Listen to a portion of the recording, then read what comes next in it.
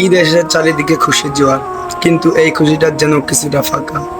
মার হাতের সেমাই নেই, বাবার দোয়া মুখে শোনা যায় না, ভাই বোনের হাসি, বন্ধুদের আড্ডা, সবই শুধু স্মৃতি।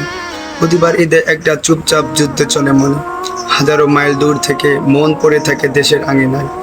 আত্মীয় স্বজনের হাসির ছবি দেখি ফোনের স্ক্রিনে, নিজের চোখে এক ফোঁটা পানি লুকিয়ে রাখে।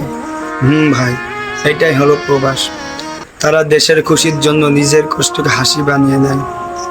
তারা জানে তাদের কষ্টের পরিশ্রমে কারো মুখে হাসি ফোটে। আমার পক্ষ থেকে সকল প্রবাসী ভাইদের জানাই ঈদুল আজহার অগ্রিম শুভেচ্ছা ও ঈদ মোবারক।